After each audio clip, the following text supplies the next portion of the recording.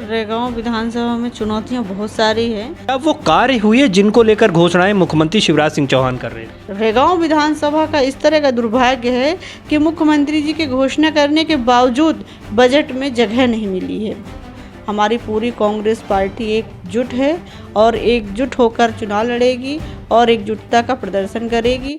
नमस्कार, विंध्या टाइम्स में आपका स्वागत है। हमारा खास कार्यक्रम सीधी बात, जिसमें हम जनप्रतिनिधियों से बात करते हैं और सतना जिले की एक महत्वपूर्ण सीट जो पिछले उपचुनाव के कारण पूरे प्रदेश में चर्चा में आई थी, रेगांव विधानसभा।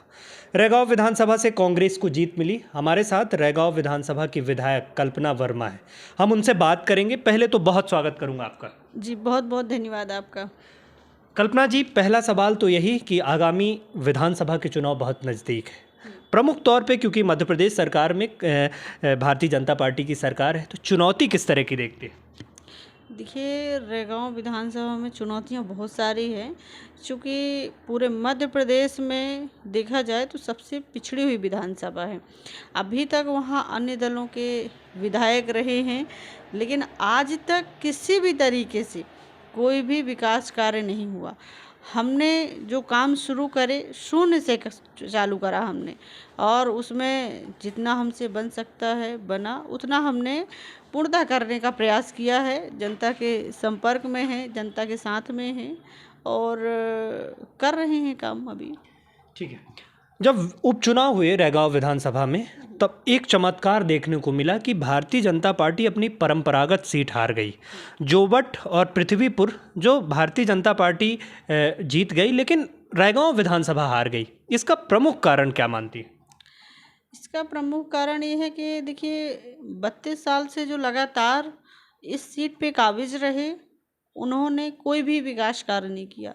आप आज भी वहाँ जाकर देखेंगे या उपचुनाव में हमारे आए होंगे आप, तो आपने देखा होगा कि आज़ादी के 75 साल बाद भी गांव की स्थितियां ऐसी हैं कि चलना दुर्भर है। कहीं भी सड़क नहीं है, नाली नहीं है, बिजली नहीं है, पानी नहीं है। बहुत सारी ऐसी मूलभूत समस्याएं हैं जो आज भी व्याप्त हैं। और रेगांव चूँकि पूरे प्रदेश में सबसे पिछड़ी हुई विधानसभा, मैंने पहले भी कहा है, रेगांव में एक भी तहसील नहीं थी।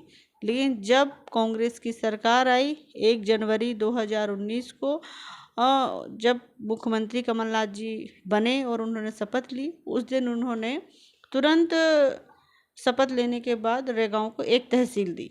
उसमें हर व्यक्ति ने, हमने भी उसमें लड़ाई लड़ी। उसमें मैं उस समय में विधायक नहीं थी, लेकिन जनता के साथ हमने लड़ाई लड़ी और रेगांव को एक तहसील मिली और एक छोटी सी नगर पंचायत है वहाँ।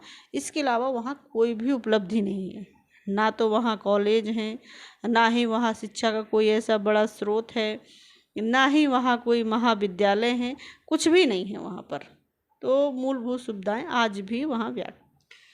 जब उपचुनाव में मुख्यमंत्री शिवराज सिंह चौहान तमाम सभाएं कर रहे थे, तमाम घोषणाएं की गईं और उन घोषणाओं को लेकर तमाम दावे किए गए कि अगर भारतीय जनता पार्टी की जीत होती है तो यहाँ पे वो कार्य होंगे।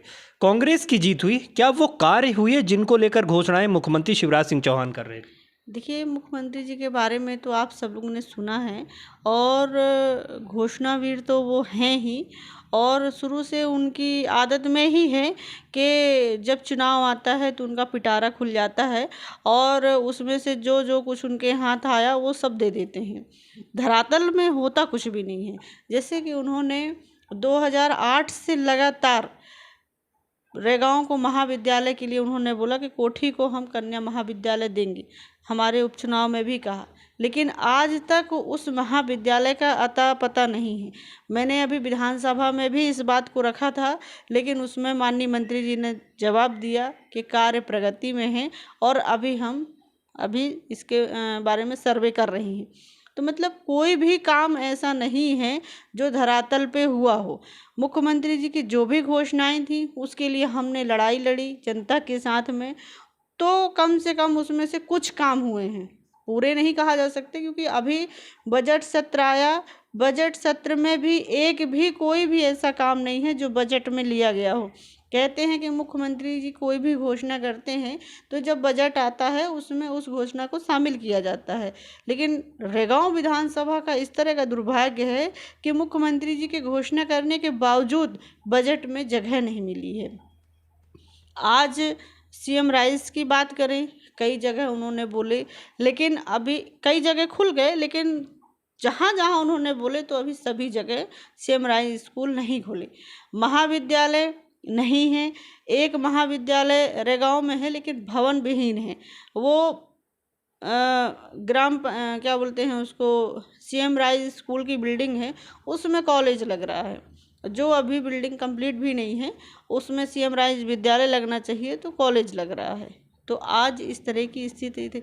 जैसे उन्होंने रेगांव को कहा था कि हम थाना बनवाएंगे, अभी उसकी कोई प्रोसेस नहीं हुई।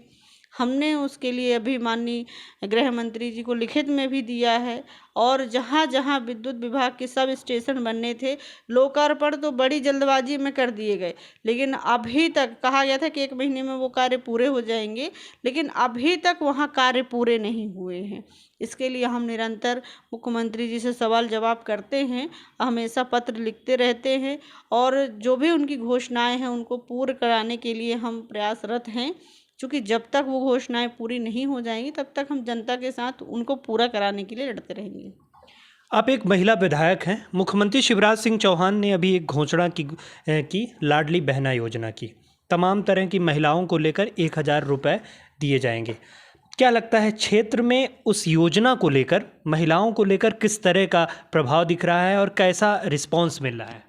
देखिए, महिलाओं को लेकर जो उन्होंने लाडली बहना योजना की घोषणा करी है, चूँकि हमारे वचन पत्र में पहले से एक योजना थी कि हम महिलाओं को 1,000 रुपये देंगे, तो उनको पता नहीं कैसे उस बात की भनक लग गई और उन्होंने लाडली बहना योजना को 1,000 देने का प्रावधान किया। लेकिन किस बहना को 1,000 मिलेगा उसका भी उन्होंने कुछ प्रावधान नहीं रखा। आज महिलाएं इस बात को समझ रही हैं, जान रही हैं कि ये केवल हमारे साथ छलावा करने के लिए किया जा रहा है। जब तक चुनाव नहीं हो जाता तब तक ये हमको लॉलीपॉप दिखाई जा रही है।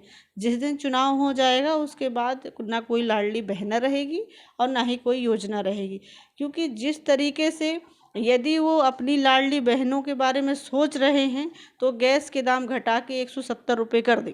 यदि 170 रुपये कर दें तब माने कि हाँ, असली लाडली बहना का आप लाभ दे रहे हैं। 1,1180 रुपये का सिलेंडर मिलता है, 1,000 आप दे रहे हो, तो वो किस मतलब का? आज इतनी बढ़ती हुई महंगाई है, महिलाएं जिस तरीके से अपना घर संभाल रही हैं, उनको कहीं ना कहीं हर चीज़ बहुत सोचना समझना पड़ रहा है। आज उनको अपने बच्चों के यदि उनके पसंदीदा खाना बनाना पड़े तो उनको 10 बार सोचना पड़ता है कि आज ये बनाऊं कि नहीं बनाऊं। तो कई तरीके की सारी समस्याएं हैं, लेकिन जो भी माननीय मुख्यमंत्री जी घोषणा करते हैं वो धरातल तक तो बहुत कम ही पहुंच पाती हैं, और जिसको कहेंगे कि केवल बोलते हैं, होता नहीं है। ठीक है। कांग्रेस से आप विधायक हैं। कांग्रेस के पास एक बड़ी समस्या ये होती है कि आपसी जो सामंजस्य है वो बना पाना मुश्किल होता है। सतना जिले में भी तमाम तरह की चीज़ें वायरल होती हैं जिसमें आपसी असमंजस की स्थिति देखने को मिलती है। कांग्रेस के लिए एक बड़ी चुनौती है। नहीं, ऐसा कुछ भी नहीं है। कांग्रेस अपने हर एक मंच में एकजुटता का परिचय देती है और कांग्रेस हमेशा एकजुट है। और चूँकि अफवाहें, चुनाव आ गया इसलिए अफवाहों का दौर चालू हो गया, तो जो कुछ विरोधी तत्व रहते हैं वो अफवाहें फैलाते रहते हैं, और इन अफवाहों से कोई फ़र्क नहीं पड़ता। हमारी पूरी कांग्रेस पार्टी एकजुट है और एकजुट होकर चुनाव लड़ेगी और एकजुटता का प्रदर्शन करेगी, और देखिएगा विंध्य में बहुत ही अच्छा प्रदर्शन करेगी कांग्रेस। आने वाले चुनाव में किन मुद्दों को लेकर जनता के बीच जा रही हैं आप? जनता के बीच तो देखिए, मुद्दे तो बहुत सारे हैं। महंगाई है, बेरोजगारी है, महिलाओं के साथ हो रहे अत्याचार हैं, और बहुत सारी समस्याएं हैं। लेकिन हमारे विधानसभा की मूलभूत समस्याएं बिजली, पानी और रोड हैं। जो आज मैंने आपको बताया कि आज़ादी के 75 साल बाद भी बहुत सारे गांव ऐसे हैं जहाँ पर रोड नहीं बनी है, जिसको कहते हैं वो खेत की जो मेड़ बनी होती है, उससे लोग चलने को असमर्थ हैं। और चूँकि समय मेरा अल्पकाल था और बहुत सारा काम ऐसा है जो मैं करना चाहती थी, लेकिन सरकार नहीं थी, समय का अभाव था, इस कारण से बहुत सारे काम नहीं कर पा रही हूँ। पर जनता का सहयोग है, जनता का आशीर्वाद है, और जो बनेगा मुझसे, मैं जनता के लिए हमेशा करती रहूँगी, करती हूँ और करती रहूँगी। मैं वो प्रमुख 3 काम जानना चाहूँगा कि अगर जनता एक बार फिर मौका देती है तो वो 3 काम जो आप प्रमुखता के साथ करेंगी क्षेत्र में। देखिए, अभी बजट सत्र चल रहा था, हमने बरगी नहर की बात भी रखी और हमने माननीय मुख्यमंत्री जी से पूछा भी कि अभी जो टनल का काम है, चूँकि 11 किलोमीटर की टनल है वो सिलमनाबाद से, वो 15 साल से मात्र 8 किलोमीटर बनी है। अभी 3 किलोमीटर उसका काम बाकी है, कितने साल में पूरा हो जाएगा। लेकिन यदि कांग्रेस की सरकार आती है तो बरगी नहर का पानी हमारे क्षेत्र को मिलेगा, ये हम लोग इसके लिए प्रयास करेंगे। और हमारे इधर जो महाविद्यालय नहीं है, उसके लिए हम प्रयास करेंगे। और जैसा कि आज बहुत सारे गांव ऐसे हैं जहां आज़ादी के 75 साल बाद भी लाइट का कनेक्शन नहीं गया, वहां हम लाइट देने का काम करेंगे। शिक्षा विभाग का एक मुद्दा आपने विधानसभा में उठाया था, शिक्षा मंत्री के जवाब से भी असंतुष्ट थी आप, वो कौन सा मुद्दा था वो बताएं। उसमें जो हमारे 16 अध्यापक थे 2009 में, उनका मतलब बिना किसी नोटिस के, बिना किसी जानकारी के उनको सेवा से बर्खास्त कर दिया गया था। क्योंकि जो संविधान का नियम है, उसके अनुसार पहले नोटिस देना चाहिए, उसके बाद किसी को, उसको कम से कम जानकारी तो होना चाहिए कि भाई हमको इस कारण से हटाया जा रहा है। उसको बिना नोटिस दिए, बिना कारण दिए उसको सेवा से हटा दिया गया। और 16 में से 7 लोगों को आपने नोटिस दिया और 9 लोगों को आपने सूचना भी नहीं दी। और उसके बाद जब मंत्री जी से हमने जवाब पूछा तो मंत्री जी ने जवाब दिया कि हाई स्कूल और हाई सेकेंडरी टीचरों की परीक्षा हुई और उसमें उनकी परफॉर्मेंस अच्छी नहीं थी, जिसके कारण हमने बर्खास्त कर दिया। तो मुझे नहीं लगता कि मंत्री जी का ये जवाब होना चाहिए, क्योंकि जब आपने हाई स्कूल और हाई सेकेंडरी विद्यालय के शिक्षकों की परीक्षा ली तो आपको उनको निकालना चाहिए, उनको नोटिस जारी करना चाहिए।